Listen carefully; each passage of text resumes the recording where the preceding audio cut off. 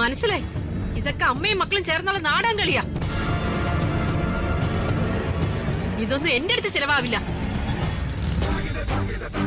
വാക്കിന് വ്യവസ്ഥയില്ലാത്ത നിങ്ങൾക്കാ അമ്പലത്തിലെ പ്രസാദം തൊട്ടാ നിങ്ങൾ സത്യം ചെയ്ത്.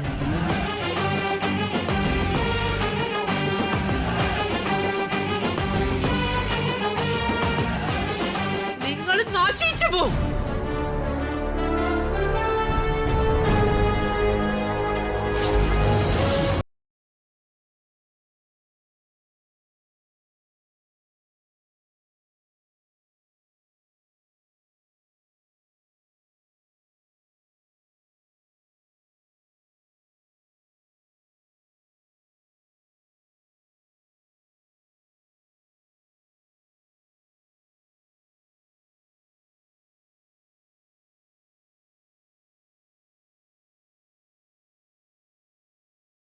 ശപിക്കാനിവള് വിശ്വാമിത്ര മഹർഷിയുടെ അനിയന്റെ ഭാര്യയല്ലേ? പോയി വേറെ വല്ല പണിയും നോക്കടി പെണ്ണുമ്പിള്ള.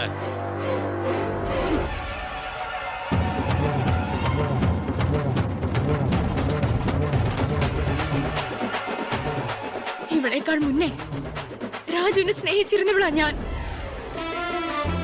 രാജുവിനെ കല്യാണം കഴിക്കാൻ വേണ്ടി ഒത്തിരി കള്ളത്തരങ്ങളും കാണിച്ചിട്ടുണ്ട്.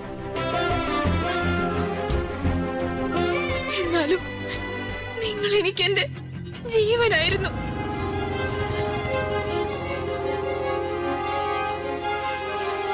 എന്റെ സ്വപ്നങ്ങളെ തകർത്ത കളഞ്ഞവളാ നീ രമ്യ.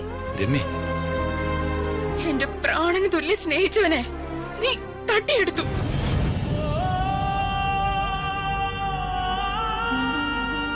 എന്റെ കണ്ണീരിൽ കൈ നനച്ച് ഞാൻ പറയുക,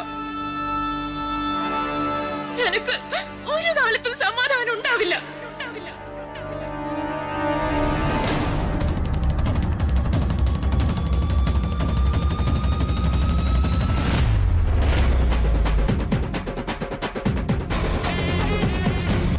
ശാപക്കാരുടെ ഒക്കെ ലിസ്റ്റ് തീർന്നെങ്കിൽ മോളെ വിളിച്ചോണ്ട് അകത്തേക്ക് പോടാ.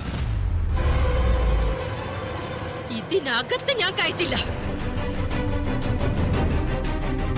ഇവളെയും കൊണ്ട് അകത്ത് കേറിയ കാല് ഞാൻ തല്ലി ഒടിക്കും. പിന്നെ ഒരു കാല് തല്ലി ഓടിക്കാരി ഇറങ്ങിയിരിക്കുന്നു.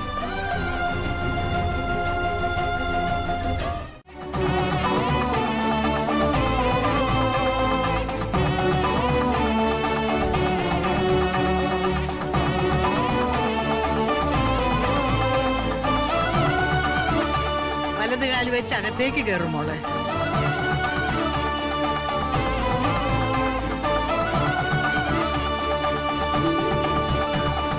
ചില പിശാചുക്കൾ പോയി കിട്ടാൻ ദൈവത്തെ കൂടെ പ്രാർത്ഥിക്കും.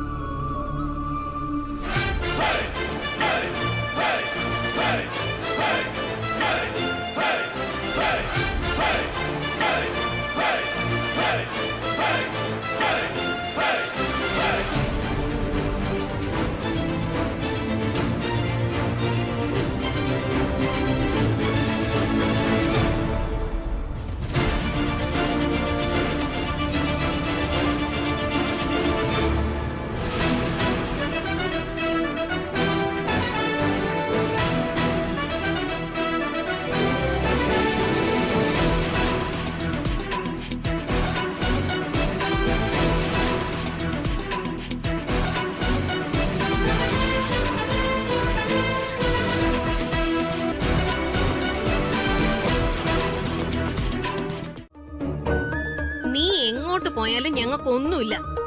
അവളുമായിട്ട് ഇവിടെ ജീവിക്കാൻ പറ്റില്ല.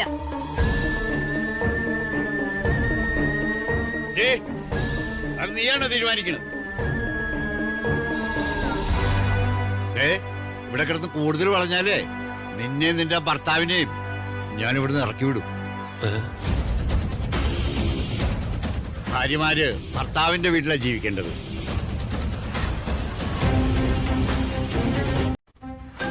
മോള് ആ കുട്ടിയുടെ ഭർത്താവായ ഇവന്റെ കൂടെ ഇവിടെ താമസിക്കും.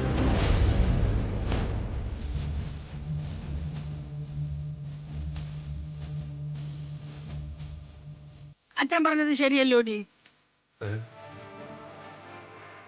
അന്തസ്സും അഭിമാനവും ഒക്കെ ഉണ്ടെങ്കിൽ ഇതുപോലെ തലതെറിച്ച ഭാര്യ വിളിച്ചോണ്ട് ഇറങ്ങടാ പുറത്ത്. ആദ്യം നിങ്ങൾ ഇവിടെ ഇറങ്ങി. അല്ലടാ, ഞാനിവിടുത്തെ ഗസ്റ്റാ. എനിക്ക് സൗകര്യമുള്ളപ്പോ ഞാനിവിടെ നിറങ്ങി.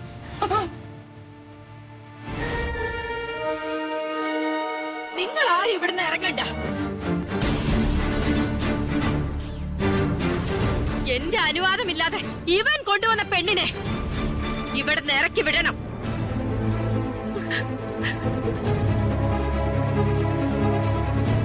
ഈ കുട്ടിയെ ഇവിടുന്ന് ഇറക്കി വിടണമെങ്കിൽ നീ ഒരു ജന്മോടി ജനിക്കണം.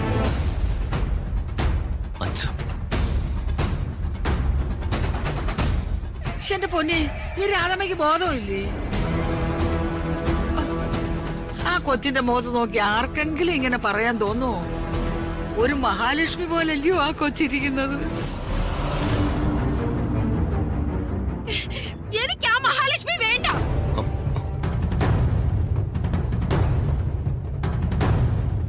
അവൾ ഇവിടുന്ന് ഇറങ്ങിയില്ലെങ്കിൽ ഞാൻ ഇവിടുന്ന് ഇറങ്ങും.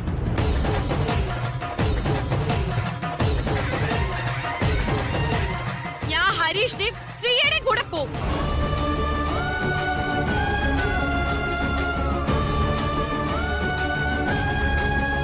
നീ എന്നെ വെല്ലുവിളിച്ചങ്ങനെ പോവോ? ആ, ഞാൻ പോവും.